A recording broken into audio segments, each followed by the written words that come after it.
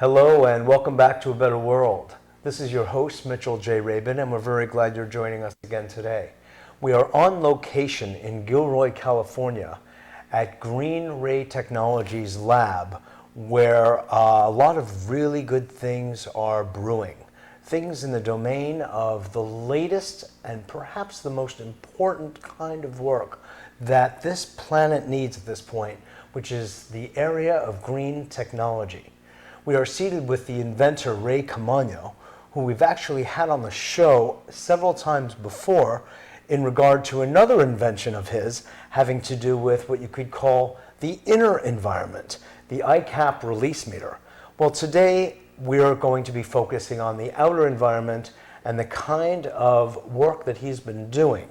After we do a little bit of a survey of the importance of the role of green technology at this point in time related to global warming, climate change, our carbon footprint. These are vitally important issues that have been skimmed over by way too many corporations and governments over the past number of years. And with the Obama administration coming into effect, there is an upsurge in interest, excitement, and money invested in this domain. And Ray and I are working to educate more and more people about this so we can make intelligent, wise choices to actually help to preserve our species. So thanks for coming on the show today, Ray. Well, thank you for having me, Mitchell. Absolutely. My pleasure. Let's first just take a little bit of a survey at what is the carbon footprint? What does it mean? What is its relevance for us on Earth at this point in time? Well, I think many people know what carbon footprint is. It's essentially carbon emissions, and it's definitely affecting our atmosphere in a very detrimental way. And our atmosphere is a very delicate thing on a planet, and we've adopted such infrastructure and technologies that are very destructive to the atmosphere that we have. And we really need to, as rapidly as we can, take steps to eliminate the most destructive parts of the infrastructure first and move our way back to a completely zero carbon footprint, at some point, maybe 20, 30 years in the future. But what we're looking at with the carbon footprint, Ray, is this idea of noxious emissions, quite honestly. Right. Carbon monoxide, excess of carbon dioxide in the atmosphere that's disproportionate with its oxygen levels and the other elements of air. Right, right. So, and the causes of these are? Well, the biggest cause, I think, is the on-road traffic and the internal combustion engine. Combined in a moving vehicle, the liquid fuel is only about 15% efficient in terms of moving the vehicle and transporting the people and so forth. So the rest of it, fossil fuel, gas, use of oil. Well, not so much the use is how we're using it. Yes. Yes. So if 85% of it is going off in unburned, much of it is unburned fuel, but the majority of it is heat. So we have radiating from the motor, right? Around an 85% heat emission through the radiator, through the transmissions, the gears, the engine itself, the exhaust system. All of this heat is unharnessed in a moving vehicle because there's no place to use the heat. The heat is just, you have to get rid of it or the internal combustion engine will overheat and destroy itself. So right, so it has to be whisked off. Yeah. Instead of possibly utilizing it. Right. That could happen perhaps in more domestic contexts, like with a furnace at home as an example. Or a combined heat and power system where instead of just running a burner of natural gas to heat your home, which is fairly efficient, run what we'll call a small generator that all the heat is harnessed off of the generator, so there's an electric output as a byproduct. Mm-hmm. But 90%, it becomes about 90% efficient in the utilization of, let's say natural gas, which we have a tremendous infrastructure in place for natural gas. There's a natural gas line to most of the homes in California, a good majority of them. Mm-hmm. And just by pushing up the natural gas usage by maybe 20, 30%, we could be charging a good majority of our vehicles. because the electric vehicle would be in the vicinity of maybe 90% of putting all the energy you put into the battery system to work, moving people, because an electric system is far more efficient. So most people are only driving, say, a 30-mile range every day, and there, you know, if you were to need a greater range, you would just have a small internal combustion engine driving a generator, like a hybrid, you know, to push you further. But most people can recharge off of a natural gas generator at home that would be part of their heat system, you know, every day, and that would be, you know, sufficient for most people, for most families. So in other words, Ray, even right now with current resources and current technologies, you're proposing that there could be an interim step before we get to the ultimate expression of, let's say, free energy or something like that, which is still down the road, but we know exists because the planets somehow have their orbit, as do the solar systems and the galaxies and everything else in the universe. So we know that energy, you know, there isn't a major company that is orchestrating all of that. So we actually know that free energy exists. Yeah. Well, solar is free energy, and solar is free energy, and wind as well. Yeah. But what I'm talking about is some other fundamental force that sort of is the ticker of the universe, so to speak, the prime mover behind all moving bodies. So short of that, you're saying that currently we could set up a system utilizing natural gas as an interim step, using in a cogeneration kind of way per home. Yes.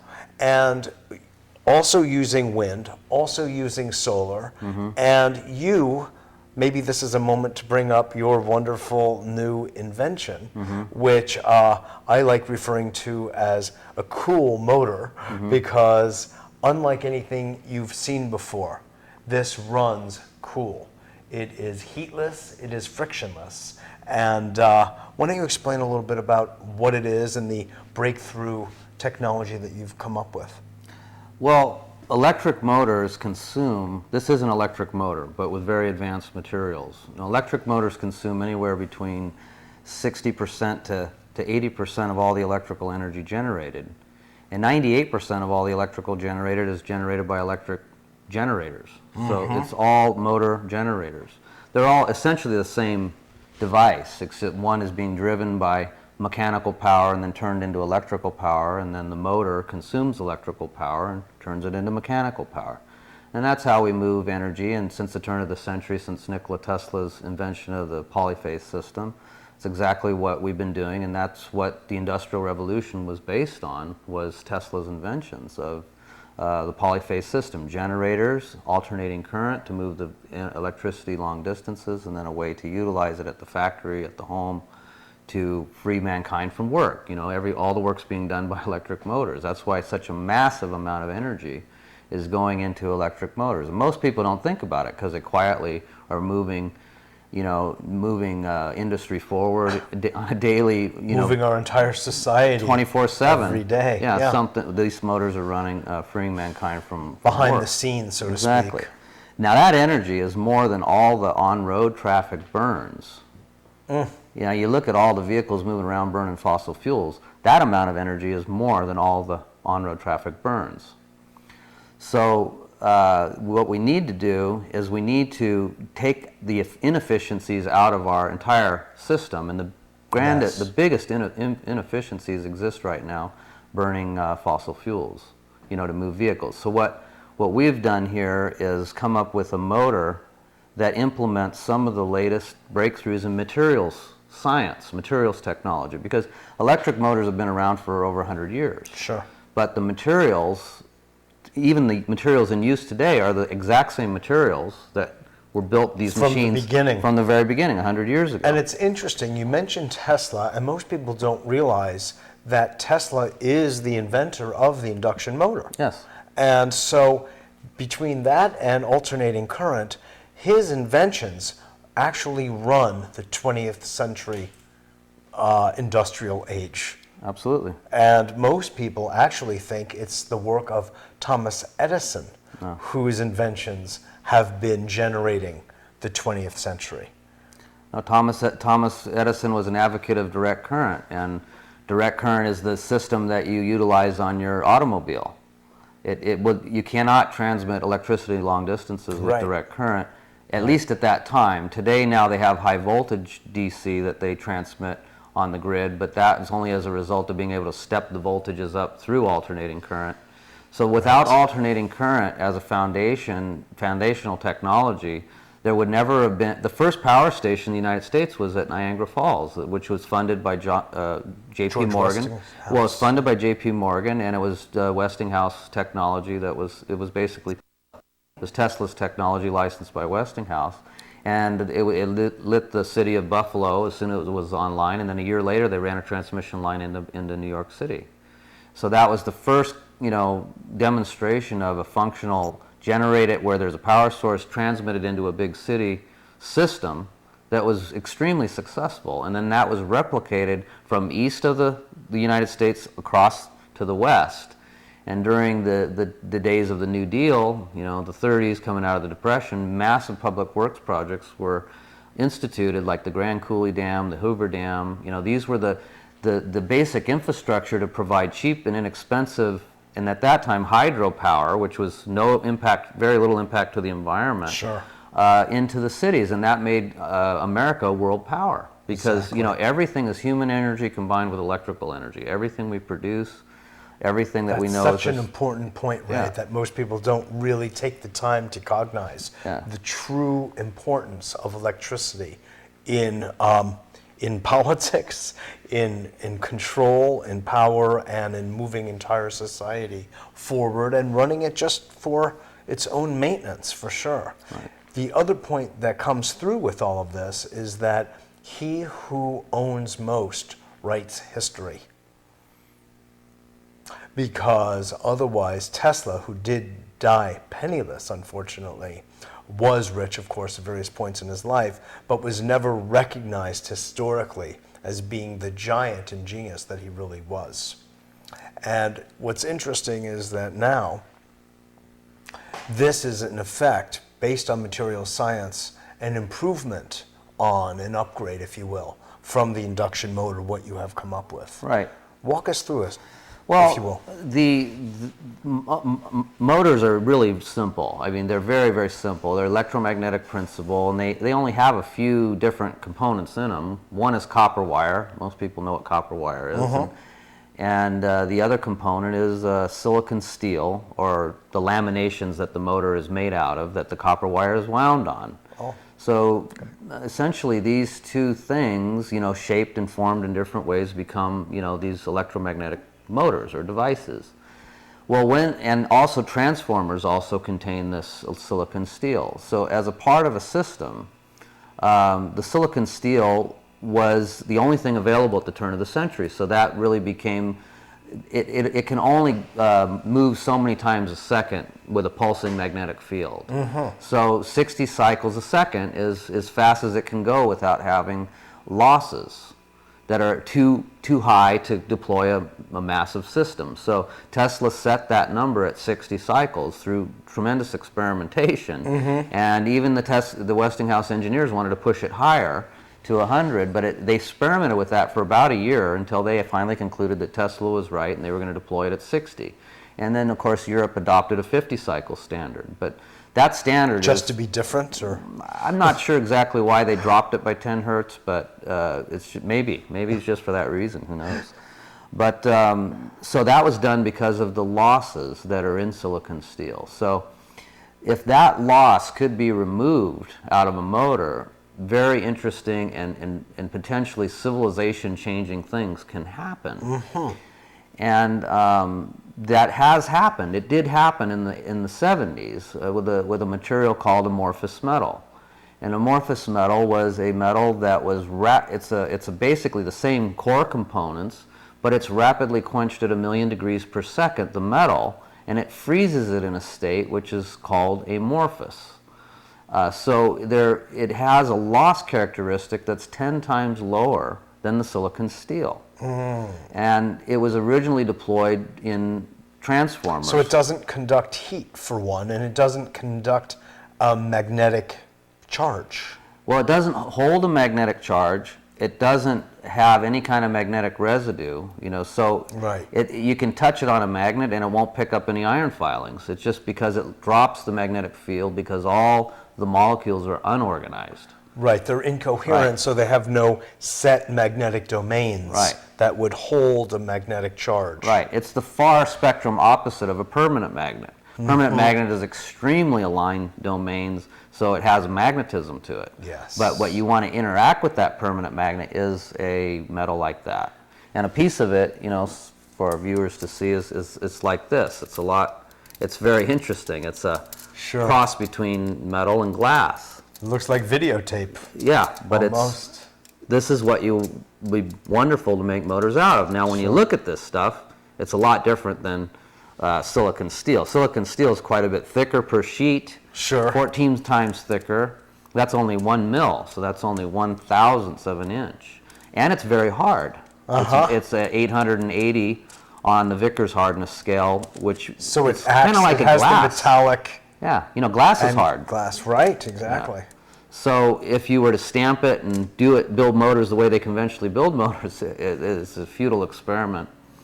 You could test a motor like that, but you never mass manufacture it. Sure. So where I got involved is it's like fantastic. It's not every day that you can find a material and take one of those squared losses away from a motor to have these interesting things that we can talk Meaning, about. in this case, the heat loss. Right, you're taking the heat loss out. It allows you to break away from that 60 cycle level and take it to 1,000 cycle level, or at least 600 cycles a second, and that makes the motor so much smaller, so much more efficient. Lighter, too, possibly. And also with that big range of frequency increase, you can make the motor in a large diameter and get rid of the transmissions, the mechanical transmission system, so things become propelled by one moving part. So you don't need a transmission to run a vehicle. Yeah. Which is, of course, we've all been, pardon the expression, entrained to think Yeah. we need a transmission. Well, that's because that's the limitations of our current technology. So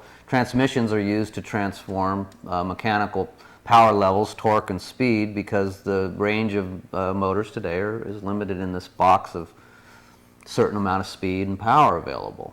So the bottom line, Ray, for the use of your motor and what breakthroughs that it represents as it's being applied now to a scooter, and for those of you who watch the end of the show, you'll catch a few minutes of Ray riding on a scooter that is made from his motor.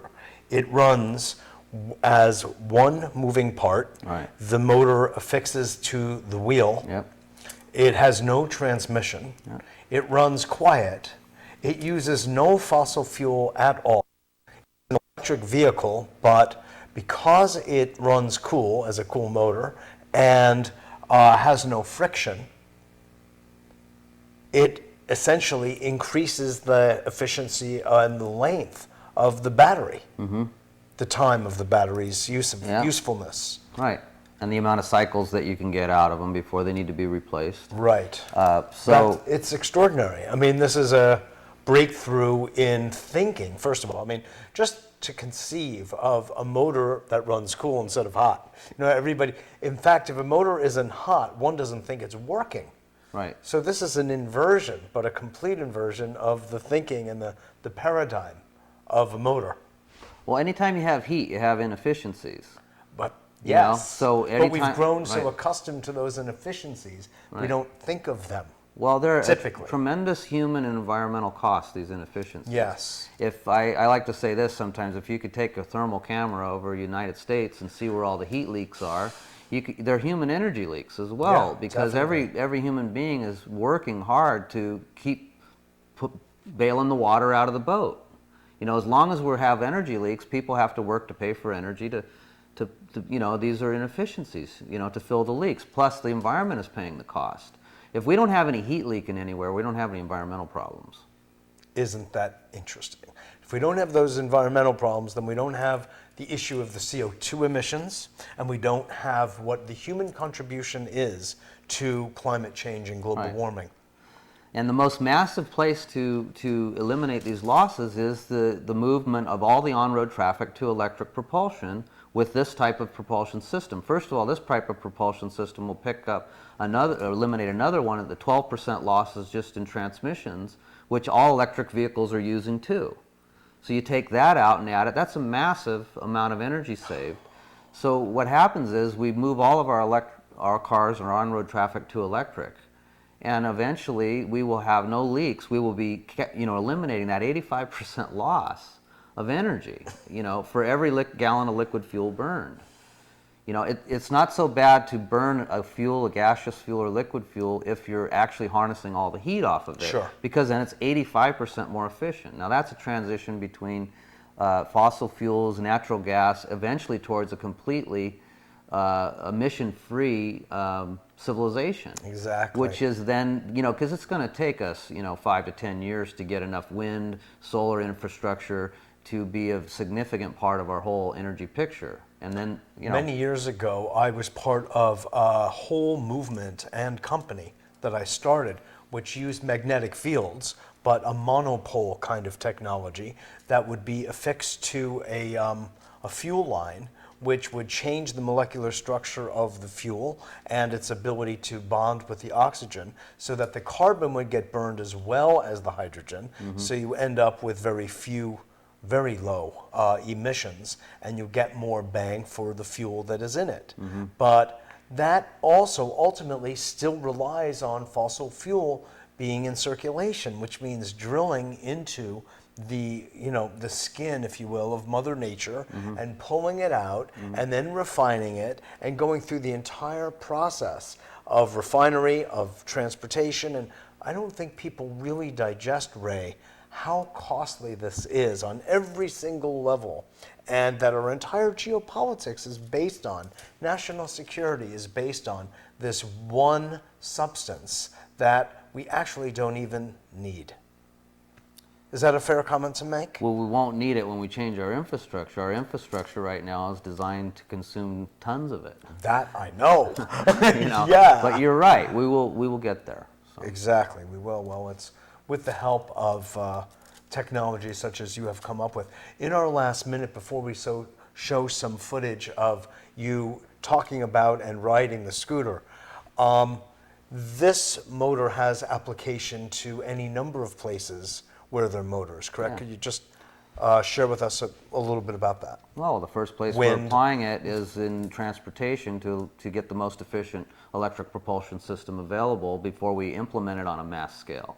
You don't want to implement something that has to be changed again because it's not efficient enough. So this is a great time for that. Wind energy will eliminate the need for the transmissions in the wind and make a much smaller, more efficient generator in terms of its magnetic materials consumption. Because if you can raise the frequency, your consumption of permanent magnets and copper wire goes down. Copper is very expensive. It's very Mother Earth intensive in terms of mining, refining. We need to utilize our magnetic materials much more effectively. So that's one place. And conservatively. Air conditioning, heating is another place that it can be applied. Industrial motors. So there's vast, amounts of motors that can be built out of this, just like the ones that were in use today. Exactly. Well, keep up the good work, my friend. It's beautiful. It's great to be here with you and to see what you're up to and the way you're changing things around. And, well, we're in it together. Thanks, Mitchell. Thank you. Absolutely. This is Mitchell J. Rabin for A Better World. Thank you for joining us, and I hope you enjoyed that as much as I did. Stay tuned for the next few minutes, and you'll see Ray give an intro to the motor and ride around on it, so you'll see it's real. Look forward to seeing you next week.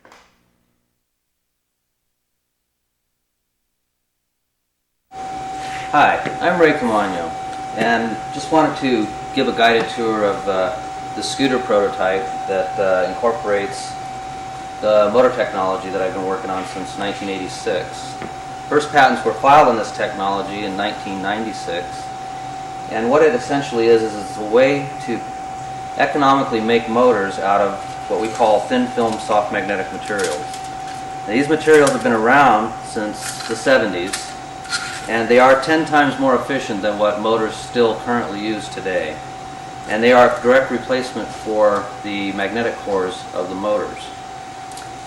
The motors that use this material of the type I've invented have very interesting characteristics in terms of performance and efficiencies. Details about that can be found at the US Patent Server. Searching under my name, Ray Caamano, as an inventor, you'll find several patents that talk in detail about how these motors are made and what their performance characteristics are. This is kind of a guided tour of this particular prototype. This prototype was made about 7 years ago. It incorporates the first of my series of motors that I invented. One was using an axial gap configuration, and that's what this is. This is not a version of the newest prototypes that we intend to build based on the new patents. So I've just recently did an upgrade on this and put a new set of batteries in it that are much more power dense than the ones that it originally had. So in this whole part of the scooter has been replaced with a direct drive thin film material motor. So the whole entire two-stroke engine has been removed from this scooter and has been replaced with this unit here. This is still a fairly crude version of it, but it's actually smaller than the original two-stroke engine that was here. So what we have is a wheel directly connected essentially to a motor with no gearbox whatsoever. And as I turn the wheel, I'm not turning any gears, I'm only turning one moving part. And this makes for a much more efficient drive system. No gears, no reliability issues with gears, and no losses associated with the gears. What you see out here is just an encoder. It's a position sensor. It lets the controller know what position the motor is in. Over on this side is the actual motor controller. This motor controller takes energy from the batteries and pulses it at the appropriate time to get forward motion out of the motor. Under the seat here are the new batteries that we've upgraded it to. They're lithium iron phosphate. They're from China. The first commercially available batteries that I'm aware of, and they've been put in here. They had 4 times the power density of the ones that came out of it, so we put half as many in. So we have twice the range of what came out of it and half the weight, which is very impressive. So we've installed a whole pack of those, and that's the latest upgrade that we did to this. The system is far from being optimized. It will make a little noise when I fire it up. That's because this controller is a very, let's say, crude in a sense. It's a square wave controller, so it's sending electrical waves to the motor that are not quite in harmony with the waves that the motor produces. So that makes a little bit of noise when it fires up. That all goes away when the appropriate waves are created by the controller for the motor. It gets very, very quiet. But in this particular prototype, it's going to make a little noise. So we turn the pack on, turn this on.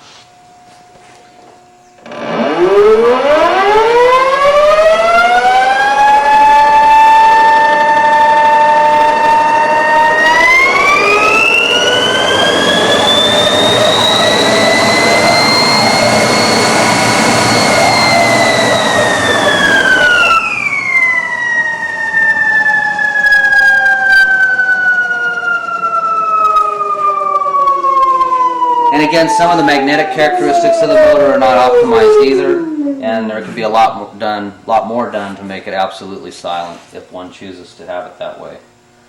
So that's just a quick demonstration of it. It's running with no load, and we'll also incorporate video as a part of this that will show some on-the-road testing. Okay? Thank you very much. Get back!